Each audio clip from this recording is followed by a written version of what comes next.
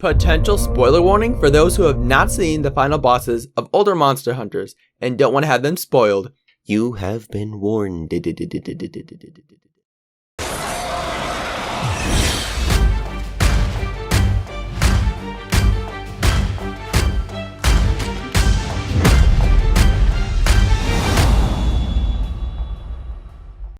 Hey everyone, Frost here. And B-Bait. And we are very hyped for Sunbreak. But who isn't? There is so much to look forward to.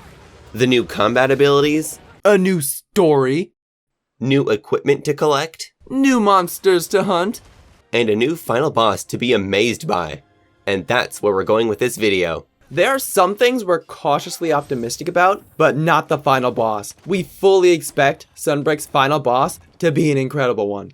This is because, in our experience, Monster Hunter's final boss monsters have never failed to make us go, wow! The final bosses always have that wow factor to them that makes the first encounter a very memorable experience.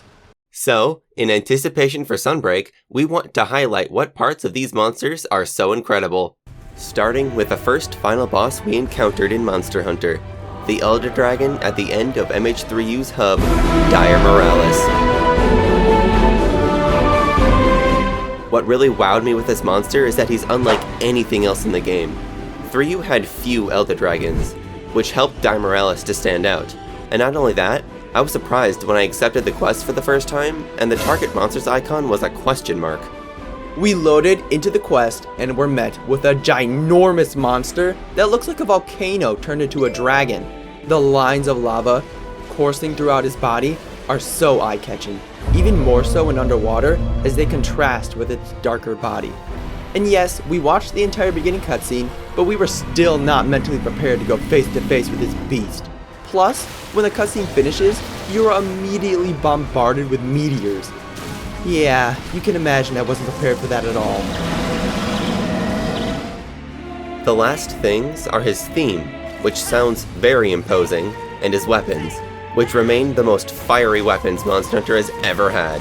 Totally, especially those dual blades. They are one of my favorite designs of any dual blades by far. They look so cool. So yeah, Dire Morales definitely has that wow factor.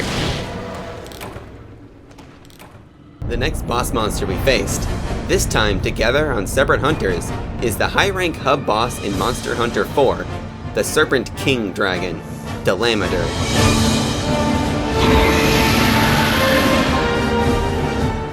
And do I even need to say it? He's big. Like, really big. Dalamadur is still to this day the largest monster in mainline Monster Hunter. I mean, you already know it'll be big when the quest shows it has two icons, but I don't think anyone was expecting it to be that big. Like, we watched this cutscene for the first time and just sat there thinking, we have to hunt that? What? Then, loading into the quest, the first thing you have to do is run up to this giant thing and climb on top of its back? What more could you ask for? Well, later in the fight when weakened enough, he destroys a large portion of the map, something I hadn't seen a monster do before, and it was absolutely terrifying, since I was on that part of the map. Beyond that, there was also one time years later when I got the surprise of my life when Dalamadur paralyzed my hunter by flicking its tongue. I had no idea it could even do that. It answered the question why his weapons have paralysis on them. Speaking of, both his regular and event armors look spectacular. His weapons also look amazing. Shout out to the greatsword and hammer in particular.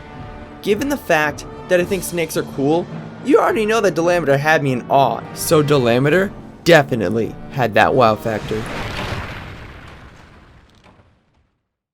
Following up Dalamadur in 4 Ultimate is none other than the giant Halberd dragon, Gogmazios.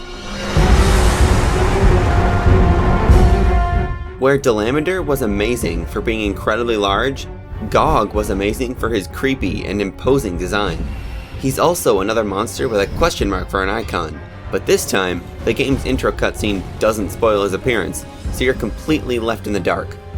You load into the quest and meet an abomination with a Dragonator wedged in its back and dripping oil everywhere. It rears up its head And the next thing you see is this, a chin face? Now, as the fight progresses, there are 3 more notable things that happen. The first is his heat laser oil nuke attack, whatever it is. And my word, is it an eye-opener. Next is when he transitions into his second phase. Along with a theme change that goes hard, he unveils his wings and takes off, spewing oil lasers everywhere.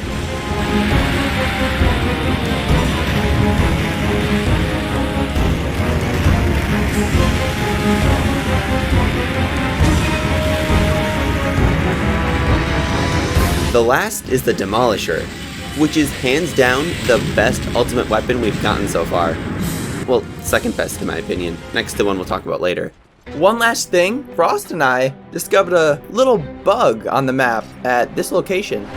Going through the hub, we really liked using Ceredios' armor, and it comes with Constitution +2.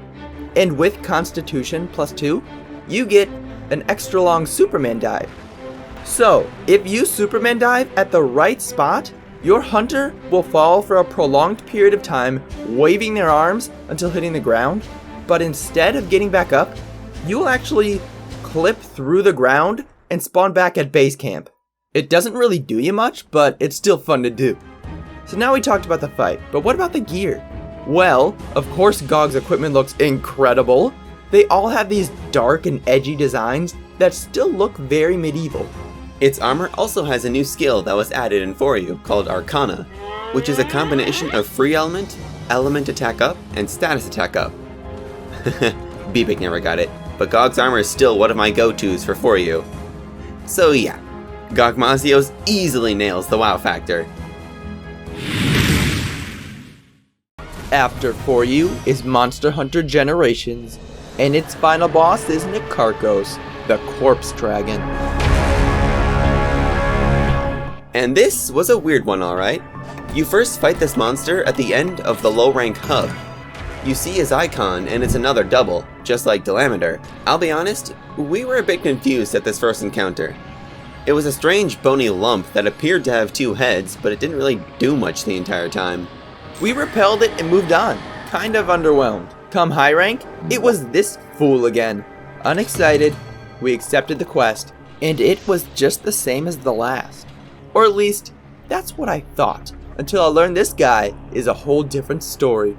He reveals his face this time around, and you realize that this isn't a 2-headed bone dragon, but a giant cephalopod. Not only that, he even starts using the parts of fallen monsters to augment its own attacks, which is a brilliant feature for the boss of this anniversary title. As the fight progresses, he will enter his other phase where he begins to gather dragon energy. Given a bit of time, he will eventually release that dragon energy in one of the coolest attacks in Monster Hunter, a giant laser. Like, whoa.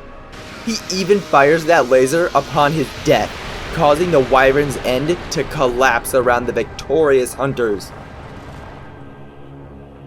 The reward for beating him is 2 different sets of equipment to craft. In low rank, he only has 1 set, the skeletal armor and weapons. But in high rank, he gains another, the astral armor and weapons. Recall in low rank, we only see him in this skeletal form, but in high rank is when we see his other form. The 2 armor sets reflect his 2 different phases, which is another really unique touch. So yeah, between his fight, climactic moments, and his 2 sets of equipment, Nikarkos got that wow factor. And now for the G-Rank final boss of Generations Ultimate, Atalka.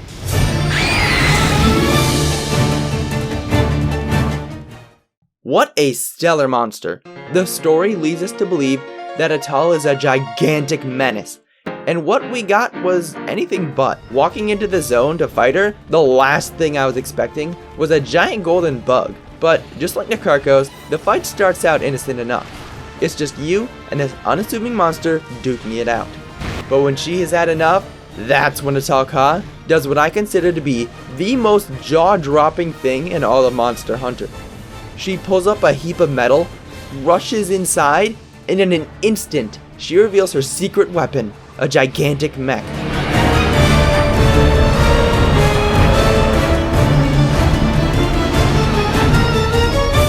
After it pulls up the mech, you're probably thinking, what am I supposed to do against this thing? Well, it was more simple than I thought. You just climb up its leg and hit the key spots that look like golden eggs until it falls apart. Later in the fight, after you destroy the mech for a second time, yes, a second time, that's when the true fight begins. As the mech falls apart, the camera zooms in on Atalka, who is furious at us. Best part about this is that a modified proof of a hero plays in the last phase, upping the intensity tenfold. Fighting Atal in this last phase is a challenging and mesmerizing experience. And of course, after you do squash this bug, you have some incredible equipment waiting for you. The armor set has 2 unique skills, Double Talisman, which doubles the skill points on your talisman, and Skill plus 2, which adds 2 points to every skill in your set. Basically, as long as you have decorations, it's the most customizable set ever made. And the weapons, all of them look really cool, come with high attack, purple sharpness, 60 defense, and 3 slots. It's all incredibly good, except the bow. Blech. Atalka is probably the most wowing of all the final boss monsters that we had to see so far. So, much like how B-Bake was the only one of us who played Generations Ultimate for the first time back in 2018, I was the only one of us who played World back when it first released. And World's final boss is XenoJiva. World was considerably grounded in its monster designs. Everything you fight up to the point of the final boss is relatively simple and believable. Enter XenoJiva. The story of the Elder Crossing leads you to the confluence of fates, where you encounter a cocoon bathed in light. The monster emerges from the cocoon, ungracefully falling to the ground before standing up, taking in its surroundings, and then locking eyes with your hunter. This extraordinary monster really took me by surprise. It has such an otherworldly appearance, particularly the glowing, wavy, cloth-like wings and the disturbing orange orbs lining its head. Not only that, Xeno has the ability to fire off beams of pure energy, as well as enter into a critical state that allowed you to see through parts of its body. But overall, the fight wasn't too impressive or difficult, and if I recall correctly, I beat it on my first attempt. However, that kind of plays into Xeno's character, as it is just an infant when you fight it. And the equipment made from XenoJiva is decent. The weapons unfortunately featured World's infamous slap-on designs, so there's that. As for the armor, while the skills present on each individual piece were not sought-after skills, its set bonus, Razor Sharp or Spare Shot, was pretty nice. The armor mostly just looked very cool. Overall, mainly for its place in the story and for its otherworldly design, XenoJiva had that wow factor. And now we're on to Iceborne's final boss, SharaIshvalda. Oh boy. So, when we first fought this monster, we were actually kind of let down. This is because we heavily judged this rock monster on its initial appearance alone. Plus, we failed the quest before even making it into the second phase. Whoopsies. Then we had to go leave somewhere, I think it was for dinner, so we couldn't even give it another go right afterwards. This sour first impression really made us dislike this monster at first. So, when we got our true experience against SharaIshvalda, we were properly wowed. The first phase was still slow and underwhelming, but that's not important because once you get past it, you're in for a treat.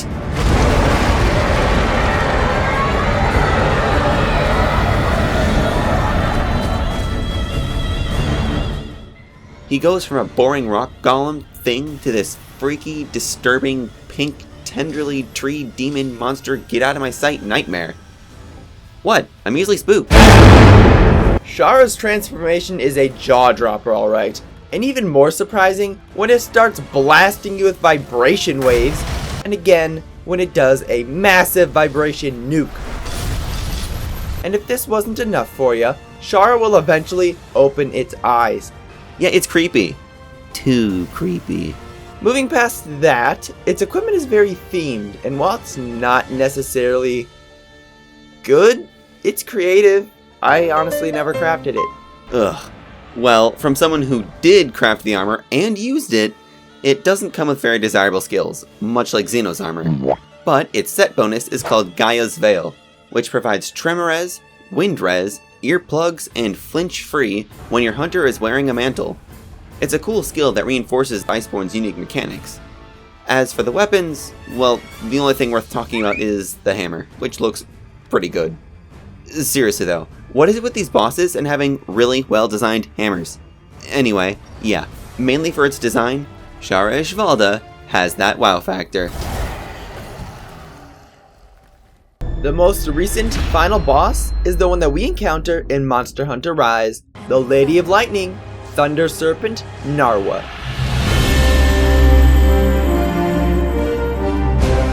Well, sorta. She's like the first half of a broken up story. Now, Narwhal's physical appearance isn't too surprising since we already seen Ibushi and someone expected my queen to look similar to him.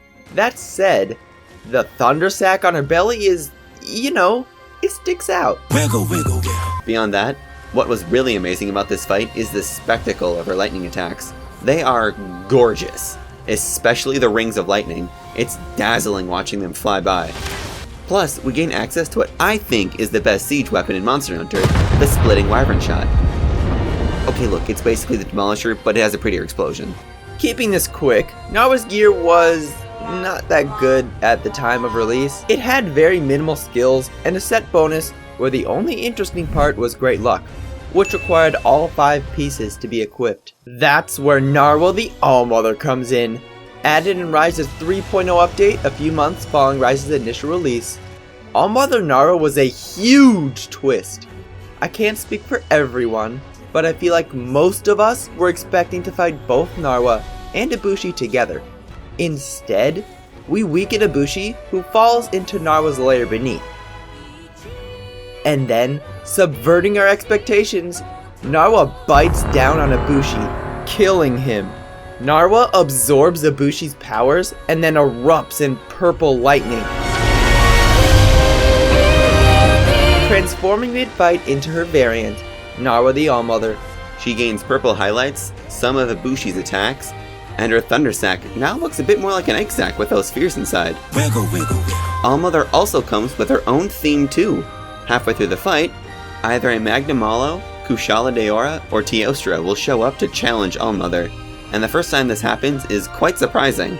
Finally, the last thing I was amazed by is the creativity that was put into Nara and Ibushi's armor. By using Allmother's materials to upgrade them further, they gain a skill called Storm Soul, which increases the points of the other skills equipped on Nara and Ibushi's armors by 1 with 4 pieces equipped, and by 2 with 5 pieces equipped. Finally, these armors make sense, and even though they lack desirable attack skills, I loved using the set. So yeah, Narwhal and Allmother both have that wow factor.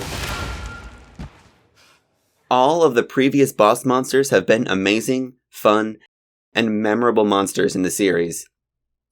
And while there's no guarantee that the new boss in Sunbreak will be amazing, I have the utmost faith that Sunbreak's final boss, whatever it may be, will be just as good, if not better, than the other final boss monsters we have gotten. There is always so much potential in a monster's design, Presentation, the fight, and climactic moments, storytelling, plot twists, the theme, and its weapons and armors. So which of these boxes will Sunbreak's boss check off? We shall see soon enough. So, until Sunbreak, next time, be cool, stay frosty. Toodles!